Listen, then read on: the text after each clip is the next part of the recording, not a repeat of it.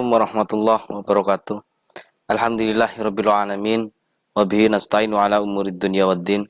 Wassalatu wassalamu ala asrofil anbiya'i wal mursalin sayyidina wa maulana Muhammadin wa ala alihi wa sahbihi ajma'in. Rabbi shrah li sadri wa yassir li amri wahlul 'uqdatam min lisani yafqahu qawli, amma ba'du. Anak-anakku yang dimuliakan Allah dimanapun kalian berada, saya doakan mudah-mudahan kalian selalu dalam lindungan Allah, selalu diberikan kesehatan Allah, selalu diberikan kemudahan oleh Allah Subhanahu wa taala. Amin ya rabbal alamin. Anak-anak, sebelum saya kasih materi selanjutnya, alangkah baiknya kita membaca suratul Fatihah dulu dengan harapan mudah-mudahan Allah selalu memberikan kemudahan bagi kita dan ilmu yang manfaat fid dini wal akhirah. Al-Fatihah. A'udzubillahi minasyaitonir rajim. Oke, terima kasih. Baik anak-anak, hari ini kita akan belajar berkaitan dengan demokrasi. Sebelum masuk selanjutnya, silakan siapkan buku perlengkapan untuk belajar, buku paket, LKS, pulpoin, ojo turu, yang paling penting ojo turu. Oke? Mantap. Oke, langsung saja untuk mempersingkat waktu karena waktunya sangat terbatas ya. Ini enggak sama dengan kita bertemu di kelas karena ini jarak jauh. Demokrasi. Nah, demokrasi ini terdapat dalam surat Al-Imran ayat 159 dan hadis, beberapa hadis. Oke, saya lanjutkan. Nah, what's demokrasi atau apa sih demokrasi itu? Ada yang tahu? Apa demokrasi?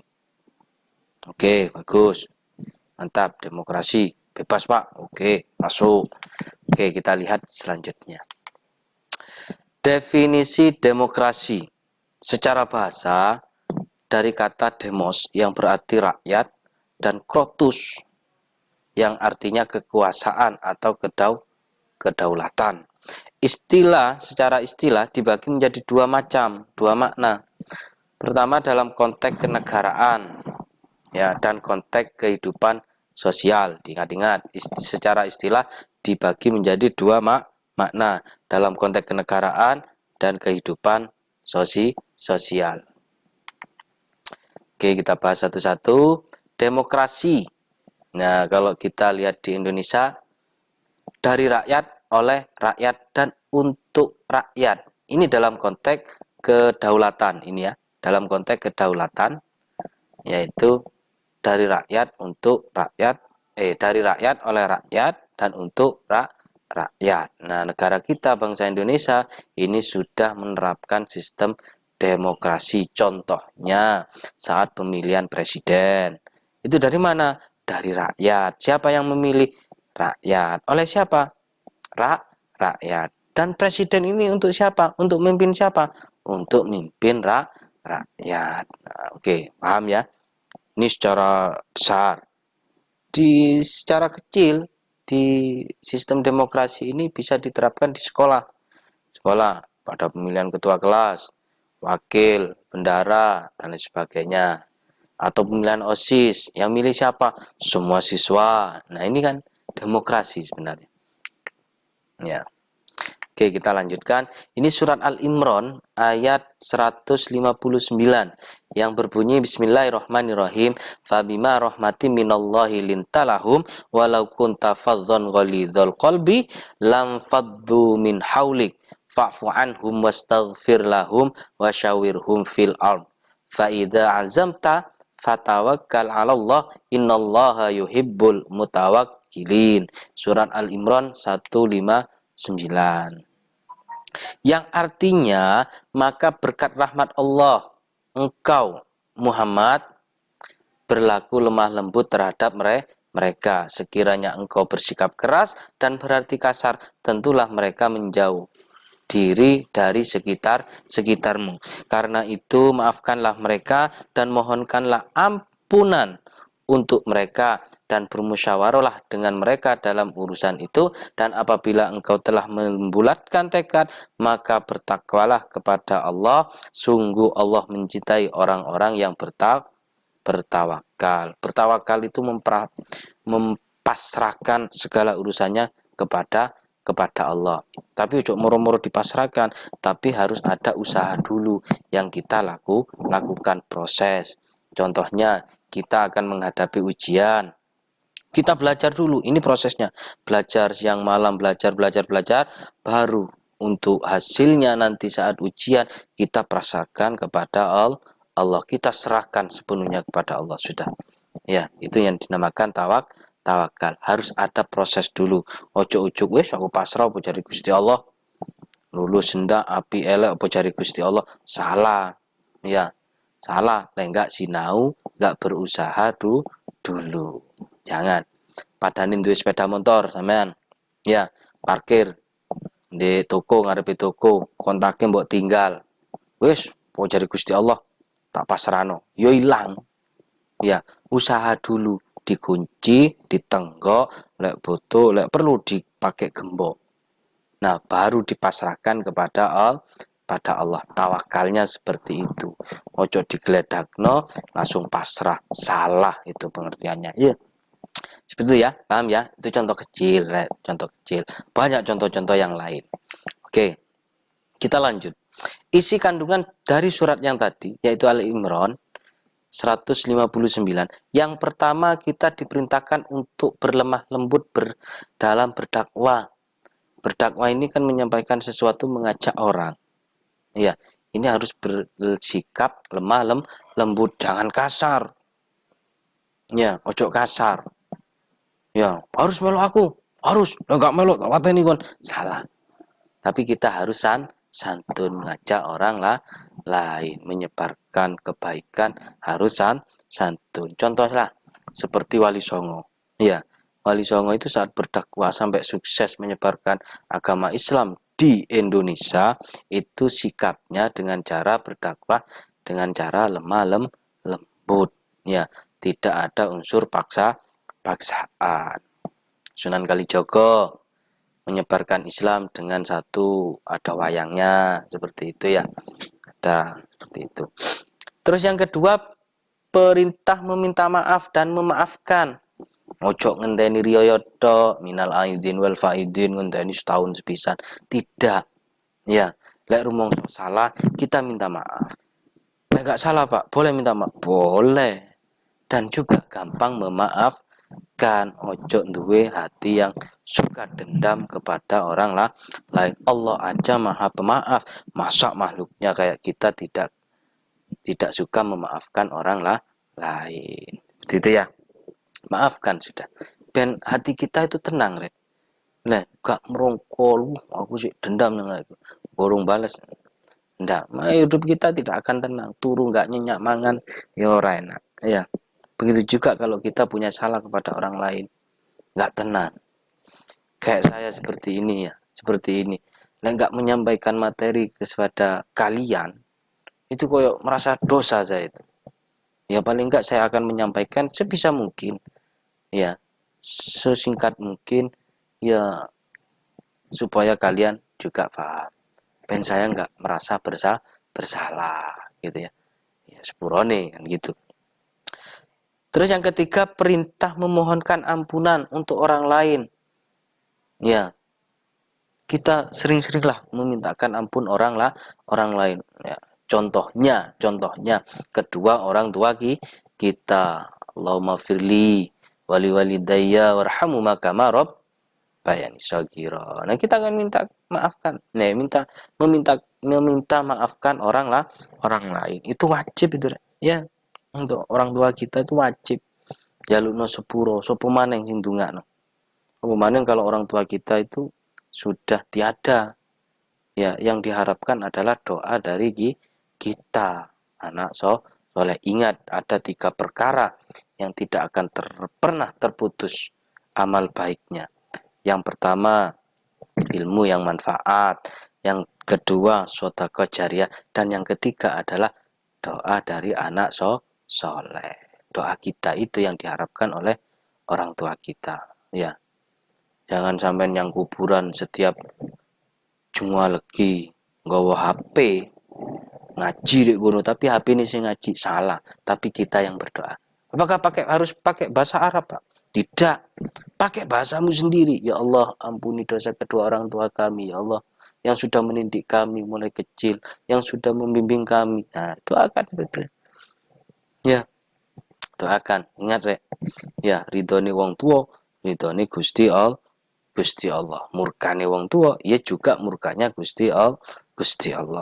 Seperti itu ya. Yang keempat dari surat itu, intinya perintah bermusyawarah dalam segala urusan. Musyawarah itu kan urun rembukan istilahnya. Ya, atau rono rapat. Nah, sama itu intinya kan sama di sana. Ya, musyawarah untuk menentukan satu titik yang sama, satu suara. Nah, sebenarnya demokrasi sama seperti itu. Untuk menentukan satu titik biar sama semua. Itu namanya musyawarah. Kalau sudah terbentuk musyawarahnya, sudah diketemu titik temunya, kesepakatannya, baru ada perintah yang kelima, yaitu bertawakal kepada Allah, hasil dari musyawarah. Dan yang keempat, kalau sudah ada hasil dan sepakat semua, baru dilaksanakan perintah melaksanakan hasil dari musyawarahnya. Pemilihan kelas, ketua kelas, oh ini yang terpilih yang si A. Nah, kalau sepakat semua, gimana si A sepakat, baru kita laksanakan, baru kita hasilnya kita laksanakan gitu nggih. Sampai sini ada yang ditanyakan? Oh, enggak ada, bagus. Sebenarnya saya berharap kalian bertanya, silakan Japri atau WA kepada saya. Nah, menerapkan demokrasi, sikap demokrasi di lingkungan keluarga. Ya, tadi kan secara umum. Ya, yang pertama, mendahulukan kepentingan keluarga daripada kepentingan pribadi. Dahulukan kepentingan keluarga, baru kepentingan pribadi. Contohnya kalau kepentingan ya cuma dolan, ngopi, mabar dan sebagainya. Oh, ada kepentingan keluarga. Dahulukan kepentingan keluarga dulu, baru kepentingan pribadi. Gitu ya. Yang kedua, membiasakan memecahkan masalah dengan cara bermusyawarah. Ya, memecahkan masalah dengan musyawarah. Terkadang kita itu dapat masalah, Rek. Ya, tidak bisa memecahkan masalah itu sendirian. Kita butuh orang lain. Kita butuh pendapat orang lain. Ya, silakan sang kalian itu bermusyawarah, cerita curhat untuk menentukan menemukan jalan keluarnya kepada orang yang kalian percaya, entah itu kepada ayah, ibu, kakak, saudara, bahkan kepada teman atau guru pun boleh. Kepada saya boleh, silakan. Ya, kalau saya bisa, saya langsung jawab, ya, saya kasih solusi. Kalau tidak, berarti saya harus mencarikan solusi kepada kalian, gitu ya. Tuh, musyawarah dalam segala urusan. Ya, dalam segala urusan, kayak mau nikah, musyawarah sih. Iki cocok ndak iki? Apik ndak iki? Didelok keluargane ya opo. Nah, tuh ya. Ini sebentar kalian sudah kelas 3. Ya, pasti akan sebentar lagi ada yang meminang atau dipinang. Bermusyawarah lah. Ya, takokno pada orang lain. Yang ketiga, saling menghargai perbedaan pendapat, toleransi. Ya, menghargai perbedaan pendapat orang lain. Ojo karpe dewe, kardiman itu namanya. Ya, jadi kita harus menghargai pendapat-pendapat orang lain yang tidak selaras, tidak sejalan, tidak sama dengan kita. Jenenge otaknya kan gak bodoh isine, ya. Gitu ya. Gak bisa kita memaksakan. Berbeda pendapat satu kelas pun itu ya beda-beda pendapatnya. Ya, si A nyone mau ngecat dekorasi kelas.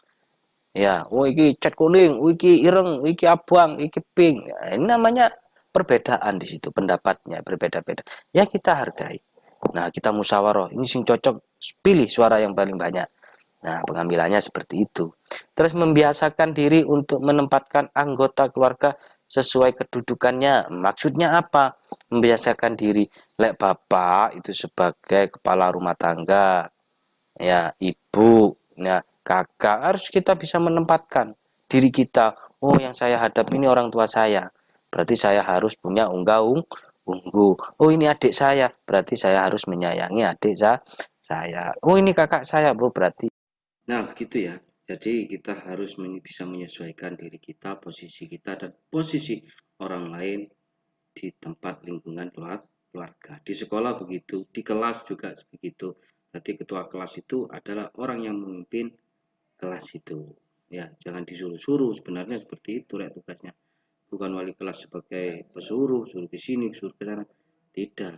Ya, tapi seharusnya ketua kelas itu yang menyuruh anak buahnya, gitu ya. Yang kelima, melaksanakan hasil keputusan keluarga. Nah, mesti di dalam keluarga itu ada musyawarah. Ya, sampean jalur sepeda banyak macamnya ini. Musyawarah wes. Oh, sing cocok sepeda wetok, sepeda metik. Nah, kalau sudah ada kesepakatan, oke, keluarga yang lain sudah sepakat bahwa sampean akan dibelikan sepeda metik merek ini. Nah, harus dilaksanakan sudah. Ini hasil dari musyawarah. Seperti itu ya. Ini lingkungan demokrasi di lingkungan keluarga. Oke, next. Nah, seperti ini. Ini ada contohnya. Ya, di situ ada contoh ngaji bareng. Terus di bawahnya ada contoh musyawarah keluarga. Ada ayah, ibu, kakek, nenek, nah, dan sebagainya. Semuanya ada lengkap. Kalau nggak lengkap, Pak, ya nggak apa-apa. Penting ada keluarga inti. Ya, ada keluarga inti. Menerapkan sikap demokrasi di lingkungan sekolah. Nah, yang pertama kita ikut serta dalam pemilihan OSIS, ketua kelas, dan lain sebagainya. Nah, kita harus bisa menerapkan itu, Rek. Harus ikut andil untuk menentukan ketua OSIS siapa. Ya, ketua kelasnya siapa. Jangan main tunjuk, wes, melok mawon wes, opo jare wes. Jangan. Ya, kok jadi menungso kok nggak berguna seperti itu. Ya, tidak boleh. Kalau pemilihan presiden itu ya golput itu dilarang, haram. Karena satu suara kita itu sangat bisa menentukan arah Indonesia ke depannya. Pilih, Pak, ada 3 calon OSISnya, Pak. Semuanya baik.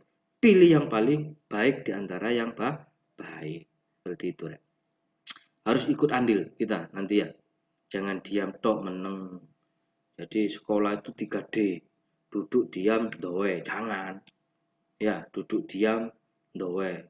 Enggak boleh. Ya, harus ada ikut andil peran dari kita. Berani mengajukan petisi atau saran atau usulan. Ya, untuk meneng tok, usul, Pak, usul. Boleh. Saya mengajukan saran seperti ini. Boleh. Ya, berarti aktif zaman kalau seperti itu. Yang ketiga, berani menulis artikel berupa opini atau di majalah dinding sekolah. Nah, di sekolah kita kan ada tempat majalah apa, pengumuman. Boleh sama menulis sesuatu di situ. Entah itu sekarang itu yang berkaitan dengan corona, anjuran, ajakan kepada teman-teman gunakan masker untuk melindungi dirimu dan diriku. Boleh itu. Ya, seperti itu. 4. Mengikuti jenis kegiatan yang diselenggarakan oleh OSIS. Ya, kegiatan apa? Banyak OSIS kegiatannya. Intinya kegiatan sekolah sudah mengikuti. Di Kokon Pramuka ya pramuka. Ya, kelas 1 wajib itu. Ya, kegiatan-kegiatan entah itu kegiatan keagamaan atau kegiatan secara nasional, upacara, nah, kegiatan rutin, senam dan lain sebagainya. Terus saling menghargai perbedaan antar teman, di kelas kalau satu tukaran beto pandangan beto pendapat itu hal biasa ya. Itulah indahnya kita dari indahnya perbedaan lek podo kabeh gak ada seru-serunya lek ono bedone si ya si A jaluk B, si B jaluk C, ya ada perbedaan seperti itu ya. Terus lanjut, nah contoh ini kegiatan-kegiatan yang ada di sekolah. Di situ ada ini, ya ngacung. Saya tanya, Pak, saya saran, Pak. Ya, ngacung. Saya bisa menjawab, Pak. Nah, bagus itu di kelas seperti itu kalian ya. Ini ada contoh pemilihan OSIS. Nah, ada contoh pemilihan OSIS. Terus ini ada rapat OSIS. Nah, ikut gabung di situ. Wah, ini perhitungan suara. Nah, ini hasil apa, habis nyoblos itu ada tanda. partisipasi, itu baru dinamakan siswa yang aktif. Ya, kan aktifnya baik ini. Iya, bukan aktif dalam keburukan. Terus menerapkan sikap demokrasi di lingkungan masyarakat. Kalau tadi lingkungan keluarga, terus lingkungan sekolah, terus sekarang yang ada di masyarakat, di lingkunganmu, masyarakatmu dewe. Pertama, mengikuti kegiatan kerja bakti. Nah, biasanya hari Minggu. RT 6, ayo besok kerja bakti, menurut saya ini god, melok awakmu. Ya, ojo dadi mandor ngono. Belodo ini, entekno kopi jajan dintekno. Ya, nggak melok menyambut gawe. Jangan. Tapi ikut kerja bakti. Nah, sekarang semua RT, semua rumah memasang bendera, pasang kabeh. Ya, bendera merah putih untuk memperingati Hari Kemerdekaan RI. Ya, pasang. Yang kedua, mengikuti kegiatan rembuk desa. Nah, ono rembuk desa diundang teko. Ya, desa berembuk. Ya apa ini kegiatan Agustusan ini? Nah, mau diundang teko. Ya, itu. Berusaha mengatasi masalah dengan pikiran yang jernih. Ya, dipikir dengan jernih, tenang, ya, tenang, jangan emosi. Ya, memecahkan masalah dengan emosi itu tambah gak karuan. Tenangkan dulu pikirannya. Ya, gitu. Bersama-sama memberikan usulan demi kemajuan masyarakat atau desa. Wah, ini ayo kumpul para pemuda. Ya, muda kita majukan desa kita. Nah, gitu. Dalam segi apa? Pariwisata mungkin. Mari kita bersihkan pantai. Nah, berseni. Ya, biar ada wisatawan yang datang. Dan nyaman yang datang. Oh, bagus itu. Bersama-sama foto-foto arek nomno nom. Ojo ngalung ngidul ngurusui. Ya, numpak sepeda ber ngalur ngidul bukan menjadi pemuda yang baik di masyarakat di desamu, tapi menjadi pemuda yang buruk. Jangan, ya, jangan. Gunakanlah sekalian itu gunakan apa? Bisa berguna untuk desa, ya. Melaksanakan semua program desa atau masyarakat, ya. Ini desa kan punya program market, ya, atau yang di masyarakat ikuti itu, ya. Selama itu baik. Oh, besok ono lomba panjat pinang, ya, sebagai warga teman antusias ikut sebagai pemuda, atau ikut nggak melok lomba nih tapi menjaga keamanan nih, bagus seperti itu ya. Oke, kita lanjutkan. Demokrasi di masyarakat contohnya itu ada peringatan apa, peringatan pengajian, ya, terus ada banyak itu ya. Saya ulangi lagi, ini ada apa aja ini, ada perbedaan tak menjadi masalah. Nah ini ya, ini ono sing macam-macam ini ya. Melok kerja bakti seperti itu ya, ojo ngurusi pokoknya. Terus demokrasi lagi yang di masyarakat. Nah ini, wah ini momennya pas ini. Sekarang 17 Agustusan Hari Kemerdekaan ya, bulan kemerdekaan. Ikut pesta pemilu, lewat itu hak untuk memilih harus ikut.